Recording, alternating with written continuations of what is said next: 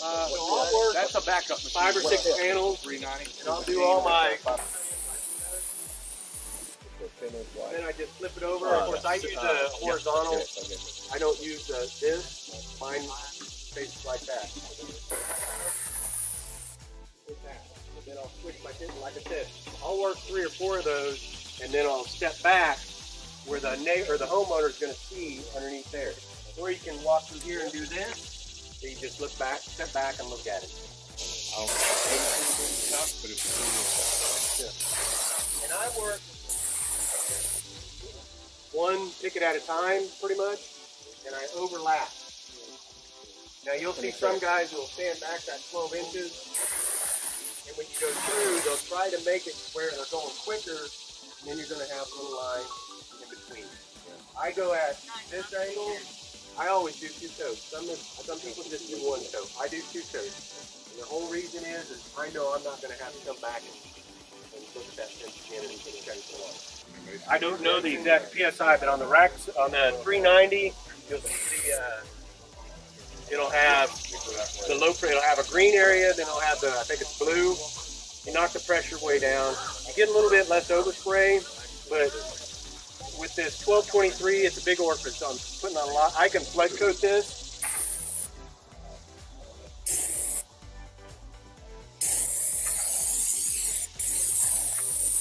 The thing I like about the 1223 is we have a lot of board on board. So you'll have a board that overlaps and you have a side you got to hit to. So you'll see yourself, you're doing this way, and then you have to come back and do this way to get the other side.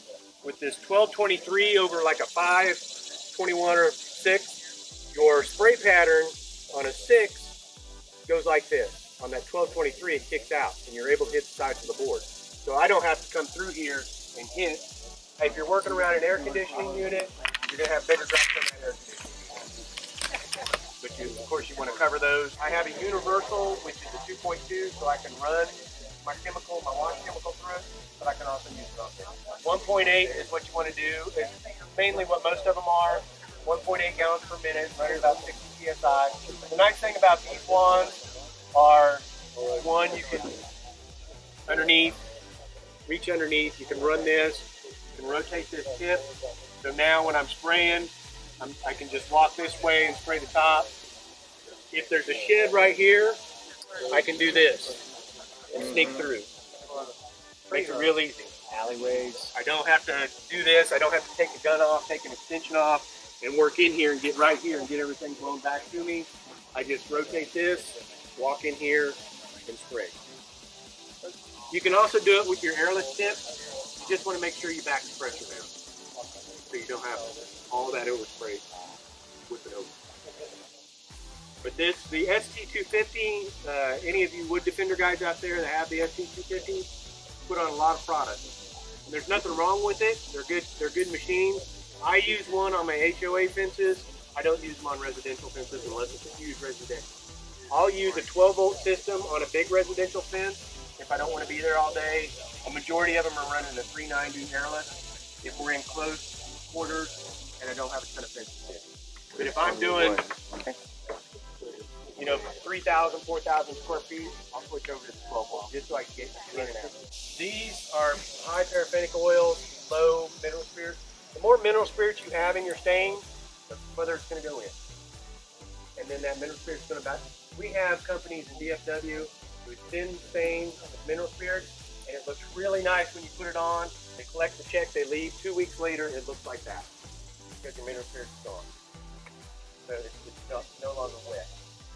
But with your high oil-based stains, I can come back to this tomorrow.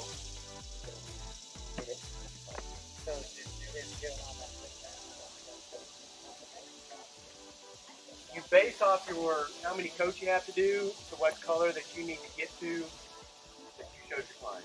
About 3 passes is what you're going to do. Some will take 4. Your older fences will take less because those knots have bigger cracks in them. The horizontals will take less because that stain will drip down into it, run back through, so it'll take less coat. These newer fences, I could probably come through here and do 5 or 6 light coats like that and not have leaks. But it's just a matter of letting it rest in between, doing your light coat, and working around. And like I said, this I would charge 50 cents a square foot for. This, 75 cents a square foot for. We're still using the same amount of stain. Your first coat, you're putting on them. Each coat, you're putting on about 400 square feet per gallon. So my first one, I'm doing 400 square feet all the way across, and another 400 square feet, and another 400 square feet. It ends up being about 100 to 120 by the time you're all said and done. You can change your tips out. So I just did that with the 1223. You can change it out to a lighter of 17, 15, whatever. You just want that light coat. You basically just, it's splotchy. You don't want to hold a lot of pigment into it. And you just continue to go through that. The nice thing about this is you don't have any overlap issues because you've done so many coats on it. It looks really nice. It pleases the neighbor on the next side, and it might sell you a fence on the next. So instead of coming straight down like this, it still flows over.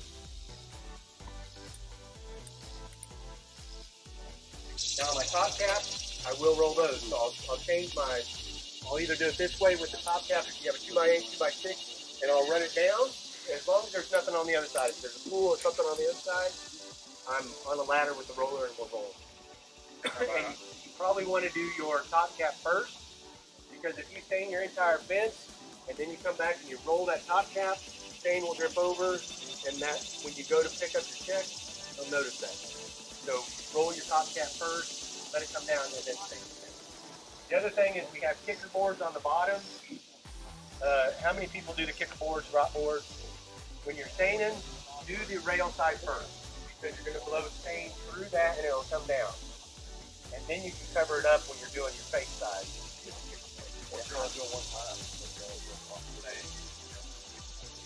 you're doing like this. But yeah, the issue with the kicker board is if you do this side and we hit the kicker board, then we go on the other side and we're doing a flood coat, it'll run down and you'll see those runs. Pressure treated, smooth cut pressure treated, doesn't take like a rough cut or a cedar or. Now I do 95% cedar wood. I don't do a whole lot of pressure treated. If I go out, I was telling somebody, if I go out and I see if somebody calls me and has a fence like this, they don't have enough money. You can't afford it. Because you went skimpy on the fence, now you're wanting to look like $1 million fence, good luck with that. I'll quote this the same as what I do my other ones. I never hear back. Yeah, that's what I do. I'll say, how old is it? It's wet and red. What is it? Can you also go over the time span of after a fence is built and when on this thing? So, in Dallas, we have, it depends on your location, but I get down to 12% moisture on the pickets. I have a moisture meter you plug in, check what that is. I get down to 12%. A lot of people say, hey, we want this to rest six months, a year, whatever. My whole thought process on it is they have a new fence. If you wait a year, we got to wash it. If I stain it now and it only lasts a year, we got to wash it. So if I'm putting a warranty, if I do a 3-year warranty on this and it fails within a year because I put it on too soon, I'm paying for that. But I've never in 16 years had to do warranty. So. What's that? How to deal with drips underneath. A lot of people have trouble with drips. The concrete stain wall built on. Over concrete. I run water, soap and water. I have a flower waterer, and I put soap and water in that. And then I'm just pouring it along and allowing it to go underneath the fence. I do have the spray on a hose, but sometimes you'll hit that hose, get water on the fence, and now you gotta wait. A good technique, if you get water on your fence, spray direct mineral spirits on it. So if I got this wet, hit it with mineral spirits, go work somewhere else, and then come back to that. Mineral spirits will pull that water out of there. There you go. Tip of the day, guys. Have a good day. Tip of the day.